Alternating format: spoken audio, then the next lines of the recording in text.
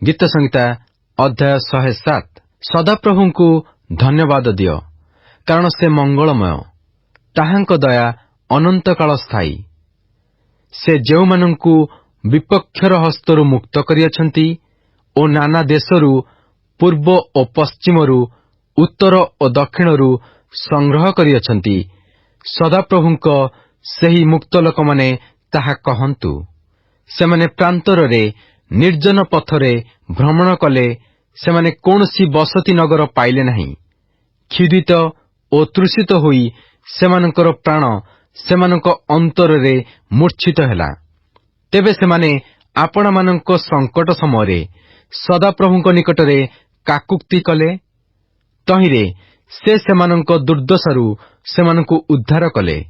ଆହୁରି ସେମାନେ ଯେପରି ବସତି ନଗରକୁ ଯାଇପାରିବେ, ଏଥିପାଇଁ ସେ ସେମାନଙ୍କୁ ସଳଖ ପଥରେ ଘେନିଗଲେ। ଲୋକମାନେ ସଦାପ୍ରଭୁଙ୍କ ମଙ୍ଗଳଦାନ ଓ ମନୁଷ୍ୟ ସନ୍ତାନଗଣ ପ୍ରତି ତାହାଙ୍କ ଆଶ୍ଚର୍ଯ୍ୟ କ୍ରିୟା ସକାଶୁ ତାହାଙ୍କର ପ୍ରଶଂସା କରନ୍ତୁ। ଯେହେତୁ ସେ ତୃଷିତ ପ୍ରାଣକୁ ପରିତୃପ୍ତ କରନ୍ତି ଓ କ୍ଷୁଧିତ ପ୍ରାଣକୁ ଉତ୍ତମ ଦ୍ରବ୍ୟରେ ପୂର୍ଣ୍ଣ କରନ୍ତି। କେହି କେହି ପରମେଶ୍ୱରଙ୍କ ବାକ୍ୟର ବିରୁଦ୍ଧାଚରଣ ଓ ସର୍ବପରିସ୍ଥଙ୍କ ମନ୍ତ୍ରଣା ତୁଚ୍ଛ କରିବା ସକାଶୁ ସେମାନେ ଦୁଃଖ ଓ ଲୌହ ଶୃଙ୍ଖଳରେ ବଦ୍ଧ ହୋଇ ଅନ୍ଧକାରରେ ଓ ମୃତ୍ୟୁ ଛାୟାରେ ବସିଲେ। ସେ ସେମାନଙ୍କ ହୃଦୟକୁ କ୍ଲେଶରେ ଅବନତ କଲେ। ସେମାନେ ପତିତ ହେଲେ ଓ ସାହାଯ୍ୟ କରିବାକୁ କେହି ନଥିଲା। ତେବେ ସେମାନେ ଆପଣମାନଙ୍କ ସଙ୍କଟ ସମୟରେ ସଦାପ୍ରଭୁଙ୍କ ନିକଟରେ କାକୁକ୍ତି କଲେ। ତହିଁରେ ସେ ସେମାନଙ୍କ ଦୁର୍ଦ୍ଦଶାରୁ ସେମାନଙ୍କୁ ତ୍ରାଣ କଲେ। ସେ ଅନ୍ଧକାର ଓ ମୃତ୍ୟୁ ଛାୟାରୁ ସେମାନଙ୍କୁ ବାହାର କରି ଆଣିଲେ ଓ ସେମାନଙ୍କ ବନ୍ଧନ ଛେଦନ କଲେ। ଲୋକମାନେ ସଦାପ୍ରଭୁଙ୍କ ମଙ୍ଗଳଦାନ ଓ ମନୁଷ୍ୟ ସନ୍ତାନଗଣ ପ୍ରତି ତାହାଙ୍କ ଆଶ୍ଚର୍ଯ୍ୟ କ୍ରିୟା ସକାଶୁ ତାହାଙ୍କର ପ୍ରଶଂସା କରନ୍ତୁ। ଯେହେତୁ ସେ ପିତ୍ତଳ ଦ୍ୱାର ଭାଙ୍ଗିଅଛନ୍ତି ଓ ଲୌହ ଅର୍ଗଳ କାଟି ପକାଇଅଛନ୍ତି। ମୂର୍ଖମାନେ ଆପଣା ଆପଣା ଅପରାଧ ଓ ଅଧର୍ମାଚରଣ ସକାଶୁ କ୍ଲେଶ ପାଆନ୍ତି। ସେମାନଙ୍କ ପ୍ରାଣ ସର୍ବପ୍ରକାର ଖାଦ୍ୟଦ୍ରବ୍ୟ ଘୃଣା କରଇ ଓ ସେମାନେ ମୃତ୍ୟୁ ଦ୍ୱାରର ନିକଟବର୍ତ୍ତୀ ହୁଅନ୍ତି। ତେବେ ସେମାନେ ଆପଣା ଆପଣା ସଙ୍କଟ ସମୟରେ ସଦାପ୍ରଭୁଙ୍କ ନିକଟରେ କାକୁକ୍ତି କରନ୍ତି। ତହିଁରେ ସେ ସେମାନଙ୍କ ଦୁର୍ଦ୍ଦଶାରୁ ସେମାନଙ୍କୁ ତ୍ରାଣ କରନ୍ତି। ସେ ଆପଣା ବାକ୍ୟ ପଠାଇ ସେମାନଙ୍କୁ ସୁସ୍ଥ କରନ୍ତି, ପୁଣି ବିନାଶରୁ ସେମାନଙ୍କୁ ଉଦ୍ଧାର କରନ୍ତି। ଲୋକମାନେ ସଦାପ୍ରଭୁଙ୍କ ମଙ୍ଗଳଦାନ ଓ ମନୁଷ୍ୟ ସନ୍ତାନଗଣ ପ୍ରତି ତାହାଙ୍କ ଆଶ୍ଚର୍ଯ୍ୟ କ୍ରିୟା ସକାଶୁ ତାହାଙ୍କର ପ୍ରଶଂସା କରନ୍ତୁ। ସେମାନେ ଧନ୍ୟବାଦ ରୂପ ବଳି ଉତ୍ସର୍ଗ କରନ୍ତୁ ଓ ଗାନ କରି ତାହାଙ୍କ କର୍ମ ସକଳ ବର୍ଣ୍ଣନା କରନ୍ତୁ। ଯେଉଁମାନେ ଜାହାଜ ଚଢ଼ି ସମୁଦ୍ର ଯାତ୍ରା କରନ୍ତି, ଯେଉଁମାନେ ମହାଜଳରାଶିରେ କାରବାର କରନ୍ତି, ସେମାନେ ସଦାପ୍ରଭୁଙ୍କ କାର୍ଯ୍ୟ ଓ ଗଭୀର ଜଳରେ ତାହାଙ୍କର ଅଦ୍ଭୁତ ବ୍ୟାପାର ଦେଖନ୍ତି। ଯେହେତୁ ସେ ଆଜ୍ଞା ଦେଲେ, ପ୍ରଚଣ୍ଡ ବାୟୁ ଉଠଇ ତଦ୍ୱାରା ସମୁଦ୍ରର ତରଙ୍ଗମାଳା ଉଠେ। ସେମାନେ ଆକାଶକୁ ଉଠନ୍ତି, ପୁନର୍ବାର ସେମାନେ ଗଭୀର ଜଳକୁ ଉତ୍ତରନ୍ତି। ବିପଦ ସକାଶୁ ସେମାନଙ୍କ ପ୍ରାଣ ତରଳିଯାଏ। ସେମାନେ ମତ୍ତ ଲୋକ ପରି ଏଣେ ତେଣେ ଦୋହଲି ଢଳି ପଡ଼ନ୍ତି ଓ ସେମାନଙ୍କ ବୁଦ୍ଧି ହଜିଯାଏ। ତେବେ ସେମାନେ ଆପଣା ଆପଣା ସଙ୍କଟ ସମୟରେ ସଦାପ୍ରଭୁଙ୍କ ନିକଟରେ କାକୁକ୍ତି କରନ୍ତି। ତହିଁରେ ସେ ସେମାନଙ୍କ ଦୁର୍ଦ୍ଦଶାରୁ ସେମାନଙ୍କୁ ଉଦ୍ଧାର କରନ୍ତି।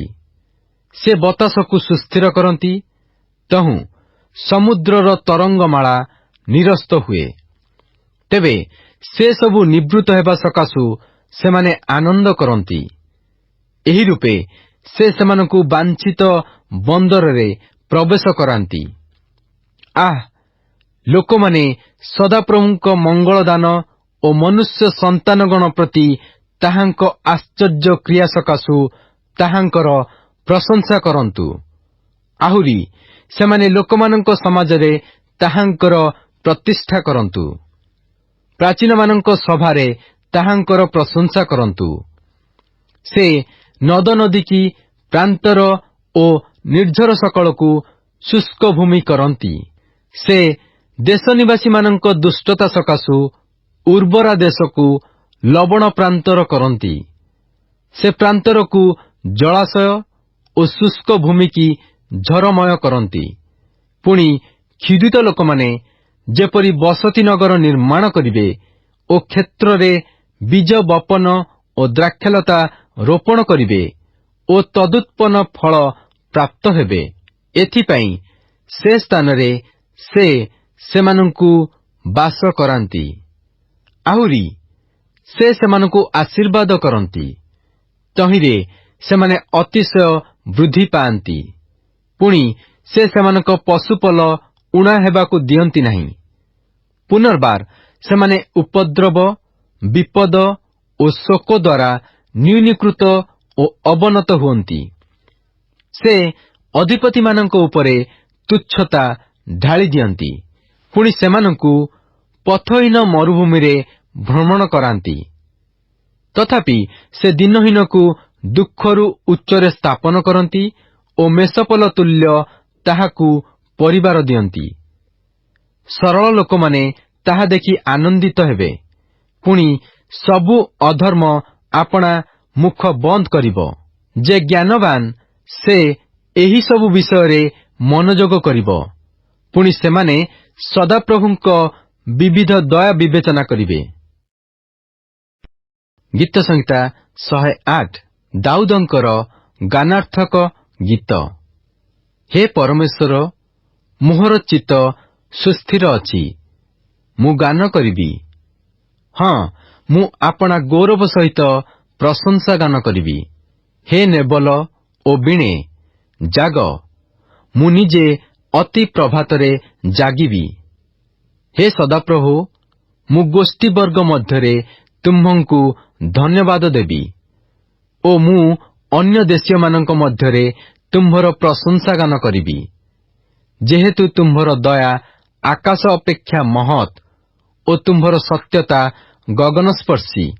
ହେ ପରମେଶ୍ୱର, ତୁମ୍ଭେ ଆକାଶମଣ୍ଡଳ ଉପରେ ଉନ୍ନତ ହୁଅ ଓ ତୁମ୍ଭର ଗୌରବ ସମୁଦାୟ ପୃଥିବୀରେ ଉନ୍ନତ ହେଉ।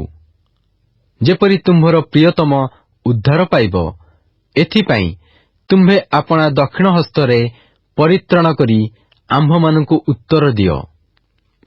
ପରମେଶ୍ୱର ଆପଣା ପବିତ୍ରତାରେ କହିଅଛନ୍ତି, ଆମ୍ଭେ ଉଲ୍ଲାସ କରିବା। ମୁଁ ସିକିମ୍କୁ ବିଭାଗ କରିବି ଓ ସୁକୋତ୍ ଉପତ୍ୟକା ମାପିବି। ଗିଲିୟଦ ମୋହର, ମନୋଷୀ ମୋହର, ଇଫ୍ରାଇମ୍ ମଧ୍ୟ ମୋ ମସ୍ତକର ଆଶ୍ରୟ। ଜିହୁଦା ମୋହର ରାଜଦଣ୍ଡ, ମୋଆବ ମୋ ପ୍ରକ୍ଷାଳନ ପାତ୍ର। ଇଦୋମ ଉପରେ ମୁଁ ଆପଣା ପାଦୁକା ପକାଇବି।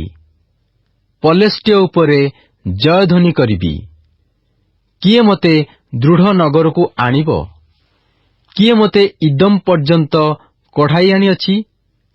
ହେ ପରମେଶ୍ୱର, ତୁମ୍ଭେ କି ଆମ୍ଭମାନଙ୍କୁ ଦୂର କରିନାହଁ? ପୁଣି ହେ ପରମେଶ୍ୱର, ତୁମ୍ଭେ ଆମ୍ଭମାନଙ୍କ ସୈନ୍ୟ ସଙ୍ଗେ ଗମନ କରୁନାହଁ। ବିପକ୍ଷର ପ୍ରତିକୂଳରେ ଆମ୍ଭମାନଙ୍କୁ ସାହାଯ୍ୟ ଦାନ କର, କାରଣ ମନୁଷ୍ୟର ସାହାଯ୍ୟ ବୃଥା। ପରମେଶ୍ୱରଙ୍କ ଦ୍ୱାରା ଆମ୍ଭେମାନେ ବୀରର କର୍ମ କରିବା, ଯେହେତୁ ସେ ଆମ୍ଭମାନଙ୍କ ବିପକ୍ଷଗଣକୁ ଦଳି ପକାଇବେ। ଗୀତ ସଂହିତା 109 ପ୍ରଧାନ ବାଦ୍ୟକର ଦାଉଦଙ୍କର ନିମନ୍ତେ ଗୀତ। ହେ ମୋହର ପ୍ରଶଂସା ପାତ୍ର ପରମେଶ୍ୱର, ନୀରବ ହୁଅ ନାହିଁ, କାରଣ ଲୋକମାନେ ମୋ ବିରୁଦ୍ଧରେ ଦୁଷ୍ଟତା ରୂପ ମୁଖ ଓ ପ୍ରବଞ୍ଚନା ରୂପ ମୁଖ ଫିଟାଇଅଛନ୍ତି। ସେମାନେ ମିଥ୍ୟାବାଦୀ ଜିହ୍ୱାରେ ମୋ ସଙ୍ଗେ କଥା କହିଅଛନ୍ତି। ଆହୁରି ସେମାନେ ଦ୍ୱେଷ ବାକ୍ୟରେ ମୋତେ ଘେରିଅଛନ୍ତି ଓ ବିନା କାରଣରେ ମୋ ସଙ୍ଗେ ଯୁଦ୍ଧ କରିଅଛନ୍ତି। ମୋ ପ୍ରେମ ପାଲଟେ ସେମାନେ ମୋହର ବିପକ୍ଷ ହୋଇଅଛନ୍ତି। ମାତ୍ର ମୁଁ ପ୍ରାର୍ଥନାରେ ପ୍ରବୃତ୍ତ, ଆଉ ସେମାନେ ମୋତେ ମଙ୍ଗଳ ପାଲଟେ ଅମଙ୍ଗଳ ଓ ପ୍ରେମ ପାଲଟେ ଘୃଣା ପ୍ରତିଦାନ କରିଅଛନ୍ତି। ତୁମ୍ଭେ ତାହା ଉପରେ ଏକ ଦୁଷ୍ଟ ଲୋକ ନିଯୁକ୍ତ କର। ପୁଣି ଜଣେ ବିପକ୍ଷ ତାହାର ଦକ୍ଷିଣ ପାର୍ଶ୍ୱରେ ଠିଆ ହେଉ। ସେ ବିଚାରିତ ହେବା ସମୟରେ ଦୋଷୀକୃତ ହେଉ। ପୁଣି ତାହାର ପ୍ରାର୍ଥନା ପାପ ରୂପେ ଗଣିତ ହେଉ। ତାହାର ଆୟୁ ଅଳ୍ପ ହେଉ ଓ ଅନ୍ୟ ଲୋକ ତାହାର ପଦ ପ୍ରାପ୍ତ ହେଉ। ତାହାର ସନ୍ତାନମାନେ ପିତୃହୀନ ହେଉନ୍ତୁ ଓ ତାହାର ଭାର୍ଯ୍ୟା ବିଧବା ହେଉ। ତାହାର ସନ୍ତାନଗଣ ବାରବୁଲା ହୋଇ ଭିକ୍ଷା କରନ୍ତୁ ଓ ସେମାନେ ଆପଣା ଆପଣା ଉଜାଡ଼ ସ୍ଥାନରୁ ଆହାର ଅନ୍ୱେଷଣ କରନ୍ତୁ। ମହାଜନ ତାହାର ସର୍ବସ୍ୱ ଧରୁ, ଆଉ ବିଦେଶୀମାନେ ତାହାର ଶ୍ରମର ଫଳ ଲୁଟ୍ କରନ୍ତୁ। ତାହା ପ୍ରତି କୃପା ପ୍ରକାଶ କରିବାକୁ କେହି ନ ଥାଉ, କିଅବା ତାହାର ପିତୃହୀନ ସନ୍ତାନଗଣକୁ କେହି ଦୟା କରିବାକୁ ନ ରହୁ। ତାହାର ବଂଶ ଉଚ୍ଛିନ୍ନ ହେଉ। ଆସନ୍ତା ପୁରୁଷରେ ସେମାନଙ୍କ ନାମ ଲୁପ୍ତ ହେଉ। ତାହାର ପିତୃଲୋକଙ୍କ ଅପରାଧ ସଦାପ୍ରଭୁଙ୍କ ସ୍ମରଣରେ ଥାଉ ଓ ତାହାର ମାତାର ପାପ ଲୁପ୍ତ ନ ହେଉ। ସଦାପ୍ରଭୁ ଯେପରି ସେମାନଙ୍କ ସ୍ମରଣ ପୃଥିବୀରୁ ଉଚ୍ଛିନ୍ନ କରିବେ, ଏଥିପାଇଁ ସେମାନେ ତାହାଙ୍କ ସାକ୍ଷାତରେ ସର୍ବଦା ଥାଉନ୍ତୁ। ସେ ଦୟା ପ୍ରକାଶ କରିବାକୁ ସ୍ମରଣ କଲା ନାହିଁ, ମାତ୍ର ଦୁଃଖୀ ଓ ଦିନହୀନ ଓ ଭଗ୍ନାନ୍ତକରଣ ଲୋକଙ୍କୁ ବଧ କରିବା ପାଇଁ ତାଡ଼ନା କଲା। ଆହୁରି ସେ ଅଭିଶାପ ଭଲ ପାଇଲା ଓ ତାହା ପ୍ରତି ଘଟିଲା। ଆଉ ସେ ଆଶୀର୍ବାଦରେ ସନ୍ତୁଷ୍ଟ ହେଲା ନାହିଁ, ଏଣୁ ତାହାଠାରୁ ଦୂର ହେଲା। ମଧ୍ୟ ସେ ବସ୍ତ୍ର ପରି ଅଭିଶାପ ପରିଧାନ କଲା। ପୁଣି ତାହା ଜଳ ପରି ତାହାର ଅନ୍ତରରେ ଓ ତୈଳ ପରି ତାହାର ଅସ୍ଥିରେ ପ୍ରବିଷ୍ଟ ହେଲା। ଏଣୁ ତାହାର ପରିଧେୟ ବସ୍ତ୍ର ପରି ଓ ତାହାର ନିତ୍ୟ କଟିବନ୍ଧନ ପରି ହେଉ। ସଦାପ୍ରଭୁଙ୍କଠାରୁ ଆମ୍ଭର ବିପକ୍ଷଗଣର ଓ ଆମ୍ଭ ପ୍ରାଣ ବିରୁଦ୍ଧରେ ଦୁର୍ବାକ୍ୟବାଦୀମାନଙ୍କର ଏହି ଫଳ। ମାତ୍ର ହେ ପ୍ରଭୁ, ସଦାପ୍ରଭୁ, ତୁମ୍ଭେ ଆପଣା ନାମ ସକାଶୁ ମୋ ପ୍ରତି ବ୍ୟବହାର କର। ତୁମ୍ଭର ଦୟା ମଙ୍ଗଳମୟ, ଏଣୁ ମୋତେ ଉଦ୍ଧାର କର। କାରଣ ମୁଁ ଦୁଃଖୀ ଓ ଦିନହୀନ ଅଟେ ଓ ମୋ ଅନ୍ତରରେ ମୋ ହୃଦୟ କ୍ଷତବିକ୍ଷତ ହୋଇଅଛି। ମୁଁ ଅପରାହ୍ନର ଛାୟାତୁଲ୍ୟ ଅତୀତ। ମୁଁ ପଙ୍ଗପାଳ ନ୍ୟାୟ ଚାଳିତ ହେଉଅଛି। ଉପବାସରେ ମୋ ଆଣ୍ଠୁ ଦୁର୍ବଳ ଅଛି ଓ ମେଦର ଅଭାବରୁ ମୋ ମାଂସ କ୍ଷୀଣ ହୁଏ। ଆହୁରି ମୁଁ ସେମାନଙ୍କ ନିକଟରେ ନିନ୍ଦାର ପାତ୍ର ହୋଇଅଛି। ସେମାନେ ମୋତେ ଦେଖିଲେ ମୁଣ୍ଡ ହଲାନ୍ତି। ହେ ସଦାପ୍ରଭୁ, ମୋହର ପରମେଶ୍ୱର, ମୋହର ସାହାଯ୍ୟ କର। ତୁମ୍ଭ ଦୟାନୁସାରେ ମୋହର ପରିତ୍ରାଣ କର। ତହିଁରେ ଏହି ତୁମ୍ଭର ହସ୍ତ ବୋଲି ଓ ତୁମ୍ଭେ ସଦାପ୍ରଭୁ ଏହା କରିଅଛ ବୋଲି ସେମାନେ ଜାଣିବେ। ସେମାନେ ଅଭିଶାପ ଦେଉନ୍ତୁ, ମାତ୍ର ତୁମ୍ଭେ ଆଶୀର୍ବାଦ କର। ସେମାନେ ଉଠିଲେ ଲଜ୍ଜିତ ହେବେ, ମାତ୍ର ତୁମ୍ଭର ଦାସ ଆନନ୍ଦ କରିବ। ମୋ ବିପକ୍ଷମାନେ ଅପମାନରେ ବସ୍ତ୍ରାନ୍ୱିତ ହେବେ। ପୁଣି ସେମାନେ ଉତ୍ତରୀୟ ବସ୍ତ୍ରତୁଲ୍ୟ ନିଜ ଲଜ୍ଜାରେ ଆଚ୍ଛନ୍ନ ହେଉନ୍ତୁ। ମୁଁ ନିଜ ମୁଖରେ ସଦାପ୍ରଭୁଙ୍କୁ ଅତିଶୟ ଧନ୍ୟବାଦ ଦେବି। ପୁଣି ଲୋକାରଣ୍ୟ ମଧ୍ୟରେ ତାହାଙ୍କର ପ୍ରଶଂସା କରିବି। କାରଣ ସେ ଦିନହୀନକୁ ତାହାର ପ୍ରାଣର ବିଚାରକାରୀମାନଙ୍କଠାରୁ ତ୍ରାଣ କରିବା ନିମନ୍ତେ ତାହାର ଡାହାଣରେ ଠିଆ ହେବେ। ଗୀତ ସଂହିତା 110 ଦାଉଦଙ୍କର ଗୀତ। ସଦାପ୍ରଭୁ ମୋ ପ୍ରଭୁଙ୍କୁ କହନ୍ତି, ଆମ୍ଭେ ତୁମ୍ଭ ଶତ୍ରୁଗଣକୁ ତୁମ୍ଭ ପାଦପୀଠ ନ କରିବା ପର୍ଯ୍ୟନ୍ତ ତୁମ୍ଭେ ଆମ୍ଭ ଦକ୍ଷିଣରେ ବସ। ସଦାପ୍ରଭୁ ସିଓନଠାରୁ ତୁମ୍ଭ ପରାକ୍ରମ ଦଣ୍ଡ ପ୍ରେରଣ କରିବେ। ତୁମ୍ଭେ ଆପଣା ଶତ୍ରୁଗଣ ମଧ୍ୟରେ କର୍ତ୍ତୃତ୍ୱ କର। ତୁମ୍ଭ ପରାକ୍ରମର ଦିନରେ ତୁମ୍ଭ ଲୋକମାନେ ସ୍ୱେଚ୍ଛାରେ ଆପଣମାନଙ୍କୁ ଉତ୍ସର୍ଗ କରନ୍ତି। ପବିତ୍ରତାର ସୌନ୍ଦର୍ଯ୍ୟରେ ଅରୁଣର ଗର୍ଭରୁ ତୁମ୍ଭର ଯୁବକଗଣ ଶିଶିର ତୁଲ୍ୟ ଉତ୍ପନ୍ନ। ସଦାପ୍ରଭୁ ଶପଥ କରିଅଛନ୍ତି ଓ ଅନ୍ୟଥା କରିବେ ନାହିଁ। ମଲ୍କିସେଦକଙ୍କ ରୀତି ଅନୁସାରେ ତୁମ୍ଭେ ଅନନ୍ତକାଳୀନ ଯାଜକ ଅଟ। ତୁମ୍ଭ ଦକ୍ଷିଣରେ ସ୍ଥିତ ପ୍ରଭୁ ଆପଣା କୋପର ଦିନରେ ରାଜଗଣକୁ ଚୂର୍ଣ୍ଣ କରିବେ। ସେ ଅନ୍ୟ ଦେଶୀୟମାନଙ୍କ ମଧ୍ୟରେ ବିଚାର କରିବେ। ସେ ଶବରେ ସ୍ଥାନ ସବୁ ପୂର୍ଣ୍ଣ କରିବେ। ସେ ଅନେକ ଦେଶରେ ମସ୍ତକ ଚୂର୍ଣ୍ଣ କରିବେ। ସେ ପଥ ମଧ୍ୟରେ ସ୍ରୋତ ଜଳ ପାନ କରିବେ। ଏହେତୁ ସେ ଆପଣା ମସ୍ତକ ଉଠାଇବେ। ଗୀତ ସଂହିତା 110 ଦାଉଦଙ୍କର ଗୀତ। ସଦାପ୍ରଭୁ ମୋ ପ୍ରଭୁଙ୍କୁ କହନ୍ତି, ଆମ୍ଭେ ତୁମ୍ଭ ଶତ୍ରୁଗଣକୁ ତୁମ୍ଭ ପାଦପୀଠ ନ କରିବା ପର୍ଯ୍ୟନ୍ତ ତୁମ୍ଭେ ଆମ୍ଭ ଦକ୍ଷିଣରେ ବସ। ସଦାପ୍ରଭୁ ସିଓନଠାରୁ ତୁମ୍ଭ ପରାକ୍ରମ ଦଣ୍ଡ ପ୍ରେରଣ କରିବେ। ତୁମ୍ଭେ ଆପଣା ଶତ୍ରୁଗଣ ମଧ୍ୟରେ କର୍ତ୍ତୃତ୍ୱ କର।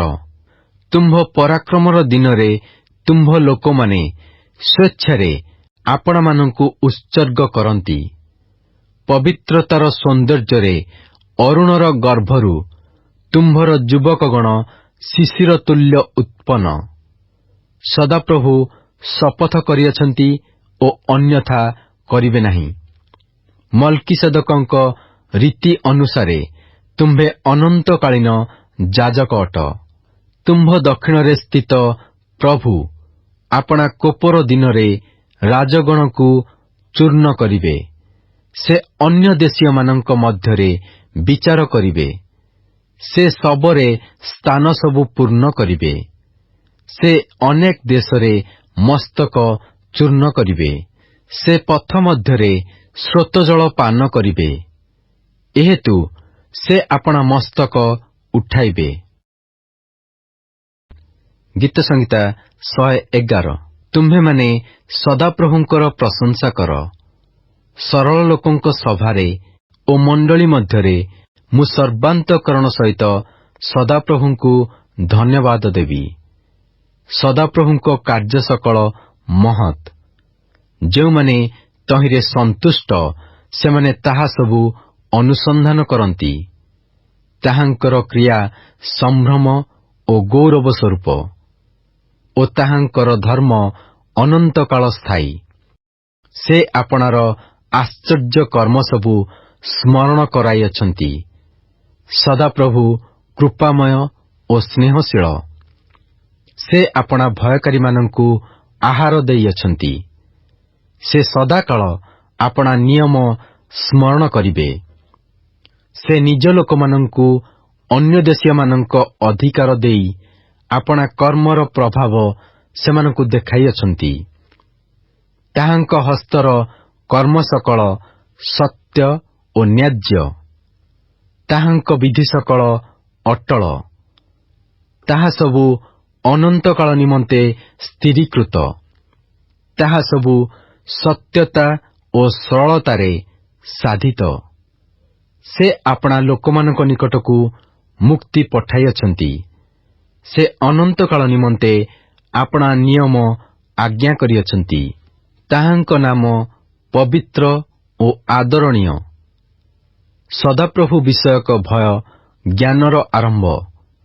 ଯେଉଁମାନେ ତଦନୁଯାୟୀ କର୍ମ କରନ୍ତି ସେ ସମସ୍ତଙ୍କର ସୁବୁଦ୍ଧି ହୁଏ। ତାହାଙ୍କର ପ୍ରଶଂସା ସଦାକାଳ ସ୍ଥାୟୀ। ଗୀତ ସଂହିତା 111 ତୁମ୍ଭେମାନେ ସଦାପ୍ରଭୁଙ୍କର ପ୍ରଶଂସା କର। ସରଳ ଲୋକଙ୍କ ସଭାରେ ଓ ମଣ୍ଡଳୀ ମଧ୍ୟରେ ମୁଁ ସର୍ବାନ୍ତଃକରଣ ସହିତ ସଦାପ୍ରଭୁଙ୍କୁ ଧନ୍ୟବାଦ ଦେବି। ସଦାପ୍ରଭୁଙ୍କ କାର୍ଯ୍ୟ ସକଳ ମହତ୍। ଯେଉଁମାନେ ତହିଁରେ ସନ୍ତୁଷ୍ଟ ସେମାନେ ତାହା ସବୁ ଅନୁସନ୍ଧାନ କରନ୍ତି। ତାହାଙ୍କର କ୍ରିୟା ସମ୍ଭ୍ରମ ଓ ଗୌରବ ସ୍ୱରୂପ ଓ ତାହାଙ୍କର ଧର୍ମ ଅନନ୍ତକାଳ ସ୍ଥାୟୀ। ସେ ଆପଣାର ଆଶ୍ଚର୍ଯ୍ୟ କର୍ମ ସବୁ ସ୍ମରଣ କରାଇଅଛନ୍ତି। ସଦାପ୍ରଭୁ କୃପାମୟ ଓ ସ୍ନେହଶୀଳ। ସେ ଆପଣା ଭୟକାରୀମାନଙ୍କୁ ଆହାର ଦେଇଅଛନ୍ତି। ସେ ସଦାକାଳ ଆପଣା ନିୟମ ସ୍ମରଣ କରିବେ। ସେ ନିଜ ଲୋକମାନଙ୍କୁ ଅନ୍ୟ ଦେଶୀୟମାନଙ୍କ ଅଧିକାର ଦେଇ ଆପଣା କର୍ମର ପ୍ରଭାବ ସେମାନଙ୍କୁ ଦେଖାଇଅଛନ୍ତି। ତାହାଙ୍କ ହସ୍ତର କର୍ମ ସକଳ ସତ୍ୟ ଓ ନ୍ୟାଯ୍ୟ। ତାହାଙ୍କ ବିଧି ସକଳ ଅଟଳ। ତାହା ସବୁ ଅନନ୍ତକାଳ ନିମନ୍ତେ ସ୍ଥିରୀକୃତ। ତାହା ସବୁ ସତ୍ୟତା ଓ ସରଳତାରେ ସାଧିତ। ସେ ଆପଣା ଲୋକମାନଙ୍କ ନିକଟକୁ ମୁକ୍ତି ପଠାଇଅଛନ୍ତି। ସେ ଅନନ୍ତକାଳ ନିମନ୍ତେ ଆପଣା ନିୟମ ଆଜ୍ଞା କରିଅଛନ୍ତି। ତାହାଙ୍କ ନାମ ପବିତ୍ର ଓ ଆଦରଣୀୟ। ସଦାପ୍ରଭୁ ବିଷୟକ ଭୟ ଜ୍ଞାନର ଆରମ୍ଭ। ଯେଉଁମାନେ ତଦନୁଯାୟୀ କର୍ମ କରନ୍ତି, ସେ ସମସ୍ତଙ୍କର ସୁବୁଦ୍ଧି ହୁଏ। ତାହାଙ୍କର ପ୍ରଶଂସା ସଦାକାଳ ସ୍ଥାୟୀ। ଗୀତ ସଂହିତା 112। ତୁମ୍ଭେମାନେ ସଦାପ୍ରଭୁଙ୍କର ପ୍ରଶଂସା କର। ଯେଉଁ ଜନ ସଦାପ୍ରଭୁଙ୍କୁ ଭୟ କରେ, ଯେ ତାହାଙ୍କ ଆଜ୍ଞା ସବୁରେ ଅତିଶୟ ସନ୍ତୁଷ୍ଟ ହୁଏ, ସେ ଧନ୍ୟ। ତାହାର ବଂଶ ପୃଥିବୀରେ ବିକ୍ରମଶାଳୀ ହେବେ। ସରଳ ଲୋକର ବଂଶ ଆଶୀର୍ବାଦ ପ୍ରାପ୍ତ ହେବେ। ତାହାର ଗୃହରେ ଧନ ସମ୍ପତ୍ତି ଥାଏ ଓ ତାହାର ଧର୍ମ ସଦାକାଳ ସ୍ଥାୟୀ। ସରଳ ଲୋକଙ୍କ ପ୍ରତି ଅନ୍ଧକାରରେ ଦୀପ୍ତି ଉଦିତ ହୁଏ। ସେ କୃପାମୟ ଓ ସ୍ନେହଶୀଳ ଓ ଧାର୍ମିକ। ଯେଉଁ ଜନ କୃପା କରେ ଓ ଋଣ ଦିଏ, ତାହାର ମଙ୍ଗଳ ହୁଏ। ସେ ସୁବିଚାରରେ ଆପଣା କଥା ନିଷ୍ପନ୍ନ କରିବ, କାରଣ ସେ କଦାପି ବିଚଳିତ ନୋହିବ। ଧାର୍ମିକ ଲୋକ ଅନନ୍ତକାଳ ସ୍ମରଣରେ ରହିବ। ସେ କୁସମ୍ବାଦ ଶୁଣି ଭୀତ ହେବ ନାହିଁ। ତାହାର ଚିତ୍ତ ସଦାପ୍ରଭୁଙ୍କଠାରେ ନିର୍ଭର ରଖି ସ୍ଥିର ଥାଏ। ସେ ଆପଣା ବିପକ୍ଷଗଣ ଉପରେ ନିଜର ବାଞ୍ଛାର ସିଦ୍ଧି ଦେଖିବା ପର୍ଯ୍ୟନ୍ତ ତାହାର ଚିତ୍ତ ସୁସ୍ଥିର ଥାଏ। ସେ ଭୀତ ହେବ ନାହିଁ। ସେ ବିତରଣ କରିଅଛି। ସେ ଦିନହୀନମାନଙ୍କୁ ଦାନ କରିଅଛି। ତାହାର ଧର୍ମ ସଦାକାଳ ସ୍ଥାୟୀ। ସମ୍ଭ୍ରମରେ ତାହାର ଶୃଙ୍ଗ ଉନ୍ନତ ହେବ। ଦୁଷ୍ଟ ଲୋକ ତାହା ଦେଖିବ ଓ ବିରକ୍ତ ହେବ। ସେ ଆପଣା ଦନ୍ତ ଘର୍ଷଣ କରିବ ଓ ତରଳିଯିବ। ଦୁଷ୍ଟମାନଙ୍କର ବାଞ୍ଛା ବିନଷ୍ଟ ହେବ। ଗୀତ ସଂହିତା 113। ତୁମ୍ଭେମାନେ ସଦାପ୍ରଭୁଙ୍କର ପ୍ରଶଂସା କର। ହେ ସଦାପ୍ରଭୁଙ୍କ ଦାସଗଣ, ତୁମ୍ଭେମାନେ ପ୍ରଶଂସା କର। ସଦାପ୍ରଭୁଙ୍କ ନାମର ପ୍ରଶଂସା କର। ଆଜିଠାରୁ ଅନନ୍ତକାଳ ସଦାପ୍ରଭୁଙ୍କ ନାମ ଧନ୍ୟ ହେଉ। ସୂର୍ଯ୍ୟର ଉଦୟ ସ୍ଥାନଠାରୁ ତହିଁର ଅସ୍ତସ୍ଥାନ ପର୍ଯ୍ୟନ୍ତ ସଦାପ୍ରଭୁଙ୍କ ନାମ ପ୍ରଶଂସନୀୟ। ସଦାପ୍ରଭୁ ସମୁଦାୟ ଗୋଷ୍ଠୀ ଉପରେ ଓ ତାହାଙ୍କ ଗୌରବ ଆକାଶମଣ୍ଡଳ ଉପରେ ଉଚ୍ଚୀକୃତ। ଯାହାଙ୍କର ଆସନ ଊର୍ଦ୍ଧ୍ୱରେ, ଯେ ଆକାଶ ଓ ପୃଥିବୀକି ଦେଖିବା ପାଇଁ ଆପଣାକୁ ନତ କରନ୍ତି, ସେହି ସଦାପ୍ରଭୁ ଆମ୍ଭମାନଙ୍କ ପରମେଶ୍ୱରଙ୍କ ତୁଲ୍ୟ କିଏ?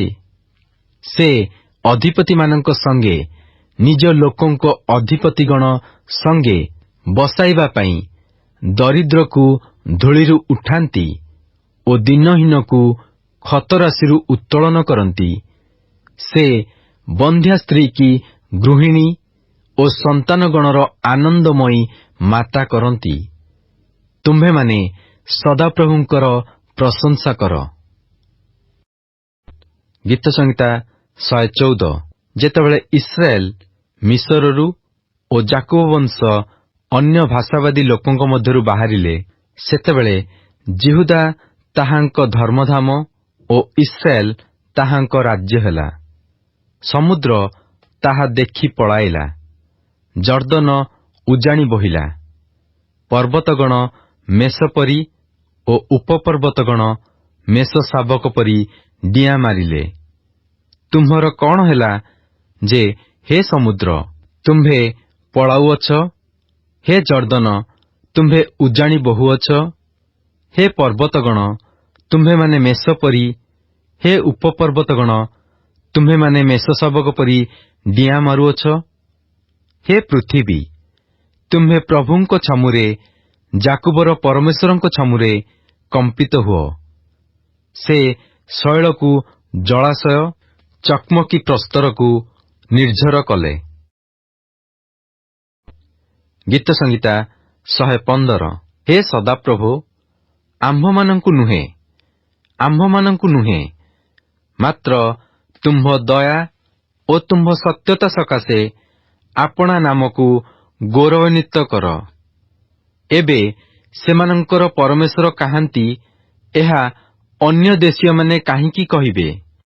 ମାତ୍ର ଆମ୍ଭମାନଙ୍କ ପରମେଶ୍ୱର ସ୍ୱର୍ଗରେ ଅଛନ୍ତି। ଯାହା ତାହାଙ୍କର ଇଚ୍ଛା ତାହା ସେ କରିଅଛନ୍ତି। ସେମାନଙ୍କର ପ୍ରତିମା ସବୁ ରୂପା ଓ ସୁନା, ମନୁଷ୍ୟର ହସ୍ତକୃତ କର୍ମ ଅଟେ। ସେମାନଙ୍କର ମୁଖ ଅଛି, ମାତ୍ର ସେମାନେ କଥା କହନ୍ତି ନାହିଁ। ଚକ୍ଷୁ ସେମାନଙ୍କର ଅଛି, ମାତ୍ର ସେମାନେ ଦେଖନ୍ତି ନାହିଁ। ସେମାନଙ୍କର କର୍ଣ୍ଣ ଅଛି, ମାତ୍ର ସେମାନେ ଶୁଣନ୍ତି ନାହିଁ। ନାସିକା ସେମାନଙ୍କର ଅଛି, ମାତ୍ର ସେମାନେ ଆଘ୍ରାଣ କରନ୍ତି ନାହିଁ। ସେମାନଙ୍କର ହସ୍ତ ଅଛି, ମାତ୍ର ସେମାନେ ସ୍ପର୍ଶ କରନ୍ତି ନାହିଁ। ଚରଣ ସେମାନଙ୍କର ଅଛି, ମାତ୍ର ସେମାନେ ଗମନ କରନ୍ତି ନାହିଁ। କିଅବା କଣ୍ଠରେ ସେମାନେ କଥା କହନ୍ତି ନାହିଁ। ସେମାନଙ୍କର ନିର୍ମାଣକାରୀମାନେ ଓ ସେମାନଙ୍କଠାରେ ନିର୍ଭରକାରୀମାନେ ସେମାନଙ୍କ ତୁଲ୍ୟ ହେବେ। ହେ ଇସ୍ରାଏଲ ତୁମ୍ଭେ ସଦାପ୍ରଭୁଙ୍କଠାରେ ନିର୍ଭର କର। ସେ ସେମାନଙ୍କର ସହାୟ ଓ ସେମାନଙ୍କର ଢାଲ। ହେ ହାରଣ ବଂଶ ତୁମ୍ଭେମାନେ ସଦାପ୍ରଭୁଙ୍କଠାରେ ନିର୍ଭର କର। ସେ ସେମାନଙ୍କର ସହାୟ ଓ ସେମାନଙ୍କର ଢାଲ। ହେ ସଦାପ୍ରଭୁଙ୍କ ଭୟକାରୀଗଣ ତୁମ୍ଭେମାନେ ସଦାପ୍ରଭୁଙ୍କଠାରେ ନିର୍ଭର କର। ସେ ସେମାନଙ୍କର ସହାୟ ଓ ସେମାନଙ୍କର ଢାଲ। ସଦାପ୍ରଭୁ ଆମ୍ଭମାନଙ୍କ ବିଷୟରେ ମନୋଯୋଗୀ ହୋଇଅଛନ୍ତି। ସେ ଆମ୍ଭମାନଙ୍କୁ ଆଶୀର୍ବାଦ କରିବେ। ସେ ଇସ୍ରାଏଲ ବଂଶକୁ ଆଶୀର୍ବାଦ କରିବେ। ସେ ହାରଣ ବଂଶକୁ ଆଶୀର୍ବାଦ କରିବେ।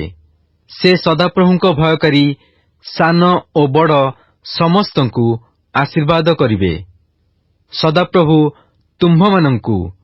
ତୁମ୍ଭମାନଙ୍କୁ ଓ ତୁମ୍ଭମାନଙ୍କ ସନ୍ତାନଗଣକୁ ଆହୁରି ଆହୁରି ବୃଦ୍ଧି କରନ୍ତୁ।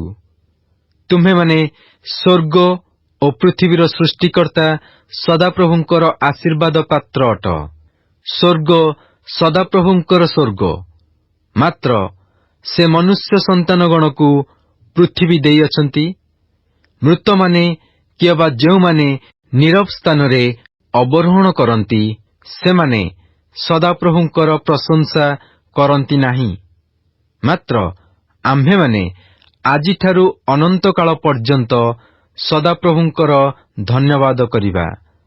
ତୁମ୍ଭେମାନେ ସଦାପ୍ରଭୁଙ୍କର ପ୍ରଶଂସା କର। ଗୀତ ସଂହିତା 116। ମୁଁ ସଦାପ୍ରଭୁଙ୍କୁ ପ୍ରେମ କରେ, କାରଣ ସେ ମୋ ରବ ଓ ବିନତି ଶୁଣିଅଛନ୍ତି। ସେ ମୋ ପ୍ରତି କର୍ଣ୍ଣପାତ କରିଅଛନ୍ତି।